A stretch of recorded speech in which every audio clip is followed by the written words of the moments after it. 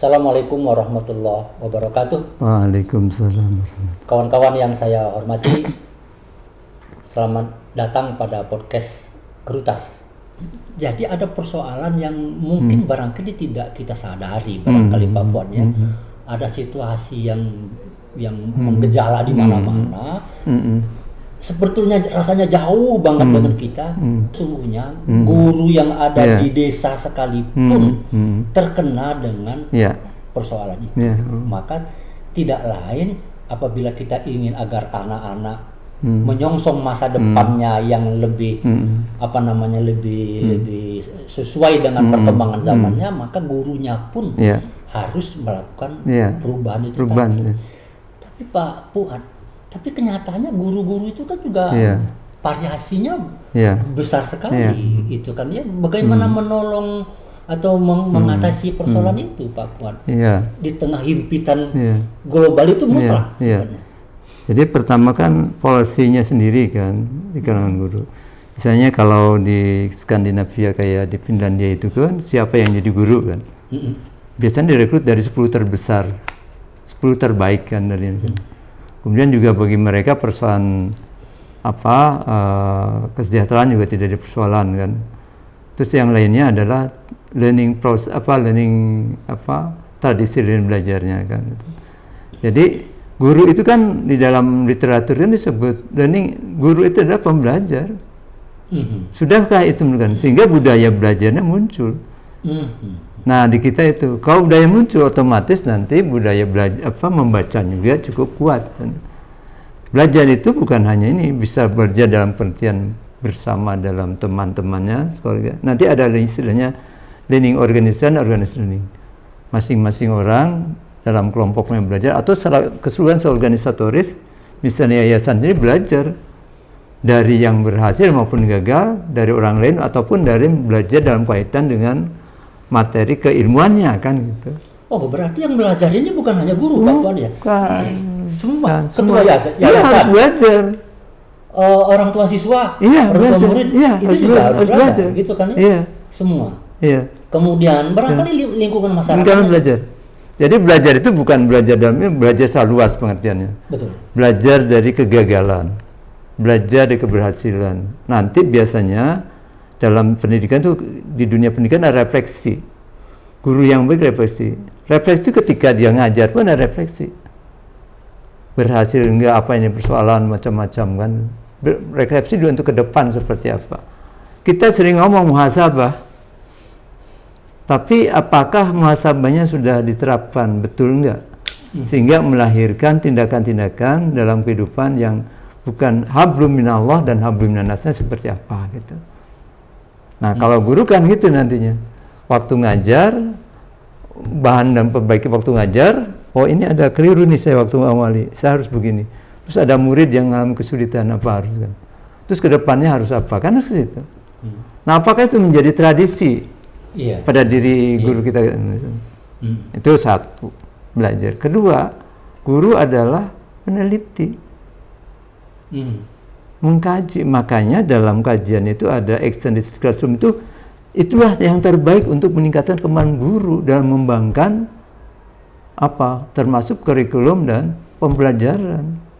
Hanya di kita terkadang terjadi reduksi, extended itu dianggap sebagai problem solving biasa, Fatar. Dan lebih banyak pada konteks administratifnya. Ini persoalannya, bukan proses refleksinya yang menjadi ciri.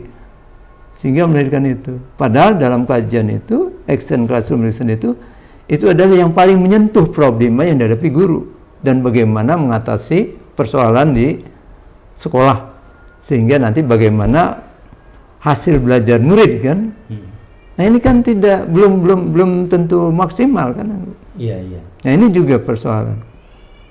Ini jadi kompetensi guru itu bukan hanya sekadar penguasaan dia terhadap bidang studi atau materi, tetapi seberapa jauh dia merefleksikan hasil proses belajar mengajarnya di kelas atau di sekolah sehari-hari ketika dia menghadapi kendala, menghadapi problem gitu kan. Kalau toh dia tidak bisa, maka dia belajar dengan orang lain. contoh guru yang lain, umpamanya. Begitu juga lembaganya kan Pak ya. Betul. Ya, lembaga sekolahnya, yayasannya dan seterusnya. Sehingga kekurangan-kekurangan dari polisi pendidikan secara nasional itu sesungguhnya bukan menjadi halangan bagi guru yang berkualitas. Memang kira-kira begitu. Iya, memang ke situ. Itulah yang disebut nanti implementasi dari organisasi learning organization gitu. Nah, itu harus dibangun. Tradisi ini yang perlu dibangun. Sehingga misalnya orang selalu mengkaji kan, melakukan refleksi terhadap apa yang dilakukan. Nah ini, di kita kan banyaknya administratif Pak. Iya. Misalnya kalau disuruh ngisi-ngisi, guru itu paling ngisi yang ada formulir udah ada, bukan apa yang dilakukan. Ada yang tidak administratif barangkali Pak. Bagaimana dengan penyelenggaraan pendidikan di lembaga-lembaga pendidikan tradisional Pak? Itu kan.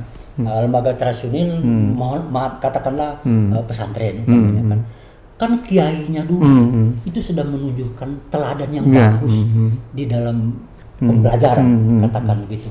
Nah, lalu saya sebagai ustadz, sebagai guru mau ngapa lagi? Kan tinggal duplikasi saja gitu kan. Apa cara seperti ini tidak bisa membantu nanti untuk mengikuti perkembangan zaman bagi lembaga dan bagi anak-anak sekolah.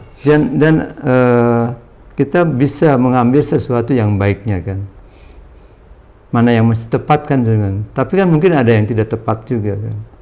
Sehingga mungkin apa yang diwariskan pada saat itu cocok. Tapi pada lainnya. Maka kalau kita tarik itu apa tuh? Hadis atau apa? Didiklah anakmu sesuai zamannya kan. Iya. Itu artinya zaman itu dan punya tantangan dihadapi ini. Yang berbeda pada saat itu. Saya sekolah di PGA tahun 65 sampai itu kan berbeda saat itu dengan ketika anak saya sekolah mulai SD kan. Mungkin tidak akan sama cara pendekatannya ya. Tapi mungkin esensi yang mendidiknya itu mungkin ada kesamaan kan itu. Nah, ke sana itu. Jadi tidak semerta-merta yang diwariskan awal itu harus ada yang bisa terus prinsip ya, nilai mungkin ya. Tapi kalau implementasi ini kan mungkin bisa berubah kan strateginya kan. Ini sendiri orang sering tidak membedakan mana yang prinsip dasar, mana yang strategi gitu loh. Nah ini terus mungkin kiai kita yang awal itu memberikan landasan prinsip, kemudian strateginya terserah berbeda kan, tidak seperti dilakukan oleh pada pendiri. Persoalannya setelah kiai pertama meninggal, selanjutnya kan tidak memperhatikan itu. Iya. Mungkin itulah jawabannya mengapa pesantren ada beberapa pesantren umpamanya setelah kiai meninggal slow down. Itu pesantrennya. Gitu. Kenapa? Karena penerusnya tidak open mind gitu kan ya. Mereka tidak melihat bagaimana di luar perkembangan di luar. Meskipun memang betul kiainya sudah meletakkan dasar yang benar sebenarnya dalam praktik pendidikan gitu kan ya. Bagaimana dengan lembaga-lembaga swasta, pendidikan swasta di Indonesia yang istilah saya setengah-setengah Pak. Karena kan ada kebutuhan administrasi dengan pemerintah, tapi ada hasrat untuk otonomi, ada hasrat untuk mengembangkan karakternya sendiri gitu kan ya. Dan dia tidak berada di tengah kota besar. Artinya kalau dia bukan di kota besar berarti kan derasnya globalisasi itu juga tidak sekencang kalau di kota. Bagaimana terhadap mereka ini? Ya sebenarnya implikasi ataupun akibat dari globalisasi akan terasa lambat atau cepat kan. Karena nanti lulusan dari lembaga yang ini akan terimbas juga kan ketika mereka sudah selesai. Iya. Nah masalahnya terkadang informasi atau situasi itu tidak pernah baik didiskusikan ataupun sampai pada mereka. Iya. Jadi tidak ada ini kan. Atau pada akhirnya anak-anak itu pesantren, umpamanya madrasah atau sekolah swasta non pemerintah yang lainnya, setelah lulus mereka itu kan untuk populernya itu kan mau cari kerja, pergi ke kota, dia akan mentok dengan persoalan-persoalan yang baru. Misalnya dulu masih ingat Pak Tar, ini waktu kita di BP itu kan ada ini satu kelompok yang tidak boleh mengajarkan bahasa Inggris. karena bahasa kafir. Padahal kalau ditarik dalam dunia era digital sekarang, dakwah itu kan menjadi dakwah ke dunia kan. Ya kan, misalnya kita bisa menjelaskan ajaran Islam, tafsir Quran ini misalnya dengan bahasa Inggris, kan orang Inggris akan baik. Menarik sekali kawan-kawan sekalian, ngobrol bersama Pak Fuad itu kita bisa melihat wawasan secara lebih luas tentang bagaimana praktik pendidikan kita dalam kaitan dengan perkembangan global. Pak Fuad, terima kasih. Ya, sama-sama Pak. Diskusi pada hari ini dan mohon pada kesempatan lain ya, kita insyaallah. bicara. Ya. Kawan-kawan sekalian, terima kasih juga sudah mengikuti diskusi bersama Pak Fuad, dan jangan lupa nanti pada kesempatan diskusi yang akan datang. Wassalamualaikum warahmatullahi wabarakatuh. Waalaikumsalam.